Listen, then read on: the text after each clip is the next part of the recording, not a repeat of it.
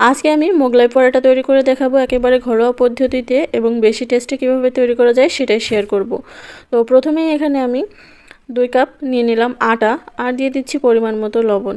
এখন দিয়ে দিচ্ছি তেল। এখানে আমি সয়াবিন তেল ব্যবহার করেছি 3 টেবিল চামচের মতো। তো তেলটাকে আর লবণটাকে ভালো করে আটার সাথে মিশিয়ে নিতে হবে, একটু ঘষে ঘষে মিশিয়ে নেবেন যাতে করে ভালো করে ময়ান হয়। আর তেলটা একটু বেশি হলে কিন্তু আটাটাও অনেকটা সফট হয়। তো আমার ময়ানটা হয়ে গেছে। এখন আমি অল্প অল্প পানি দিয়ে এটা একটা ডো তৈরি করে নেব। অবশ্যই কিন্তু একেবারে পানি অ্যাড করতে যাবেন না, অল্প অল্প পানি অ্যাড করবেন। আমি পানির ঠিকঠাক মাপটা বললাম না, কারণ কারো বেশি লাগতে পারে, কারো কম লাগতে পারে। আপনারা অল্প অল্প পানি দিয়ে এরকম একটা ডো তৈরি করে নেবেন। এখন এখানে আমি বড় সাইজের একটা পেঁয়াজ কেটে নিয়েছি, আর দিয়ে দিচ্ছি 2টা মরিচ কুচি। এখন দিয়ে দিচ্ছি বিট লবণ পরিমাণ মতো, আর দিয়ে দিয়েছি একটা ডিম। বিট লবণটা আপনারা যদি না থাকে আপনাদের কাছে তাহলে সাধারণ লবণটাও ব্যবহার করতে পারেন, তবে বিট লবণটা দিলে টেস্টটা খুব ভালো আসে। এখন একটা চামচ দিয়ে ভালো করে ফেটিয়ে নিলাম। এটা এক সাইডে রেখে দিচ্ছি। এখন আগে থেকে যে ডোটা তৈরি করে রেখেছিলাম সেই ডো থেকে একটু ডো নিয়ে আমি একটা বড় সাইজের রুটি তৈরি করে নেব। রুটিটা কিন্তু মোটা করা যাবে না, পাতলা করে বেলে নিতে হবে। আবার একেবারেও পাতলা করবেন না যাতে করে ছিঁড়ে যায়।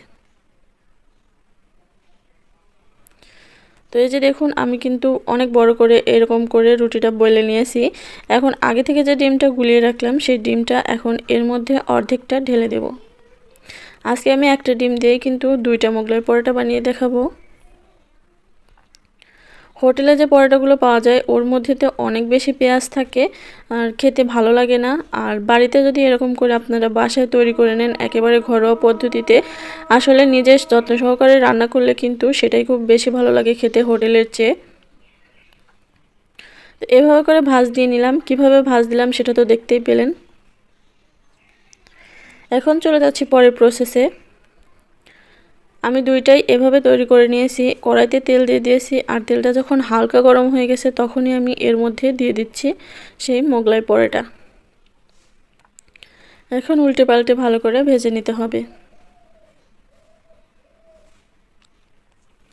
চুলার আঁচটা কিন্তু মিডিয়াম হিটেই থাকবে, হাই হিটে রাখতে যাবে না, তাহলে পুড়ে যাবে আর ভেতরের ডিমটা সিদ্ধ হবে না। তো আমি একটা প্রায় হয়ে গেছে, আমি আরও একটা পাশ দিয়ে দিলাম, যেহেতু আমার একটু বড় ফ্রাই প্যান। আপনাদের যদি ছোট ফ্রাই প্যান হয় তাহলে একটা একটা করে ভেজে নেবেন।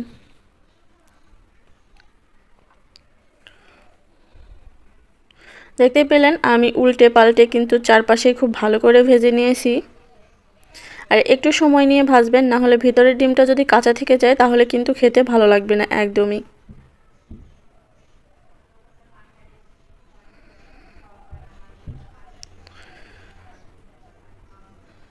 তো উল্টে পাল্টে সবগুলো মোগলাই পরোটা আমি ভেজে নিয়েছি। আপনাদের হাতের কাছে যদি বিট লবণ না থাকে তাহলে কিন্তু দোকানে যে 5 টাকা করে ম্যাগি মশলাগুলো পাওয়া যায় সেগুলো দিয়েও তৈরি করতে পারেন, সেগুলো দিয়েও কিন্তু খেতে অনেক ভালো লাগে। তো আমি এটা 4 ভাগ করে কেটে নিয়েছি, আপনারা আপনাদের পছন্দ মতো কেটে নেবেন। তো দেখতেই পারছেন কত সহজে বাসায় তৈরি করে নেওয়া যায় মোগলাই পরোটা, খুব যত্ন সহকারে আর স্বাস্থ্যকর পদ্ধতিতে তৈরি করা যায়। খেতেও কিন্তু খুব ভালো লাগে। আপনারা বাসায় একদিন চেষ্টা করে দেখবেন, আর কেমন লাগে সেটা কিন্তু আমাকে কমেন্ট করে জানিয়ে দেবেন। এটা কিন্তু আমি টমেটো সসের সাথে পরিবেশন করেছি। সস দিয়ে পরিবেশন করলে এটা খেতে কিন্তু খুবই ভালো লাগে। আপনারা চাইলে এমনিতেও খেতে পারেন, তবে সস দিয়ে একটু বেশিই ভালো লাগে। এই যে দেখুন ভেতরটা ডিমটা কিন্তু খুব ভালোভাবে সিদ্ধ হয়ে গেছে। তো ভালো লাগলে লাইক, কমেন্ট এবং বেশি বেশি করে শেয়ার করে দেবেন। আল্লাহ হাফেজ।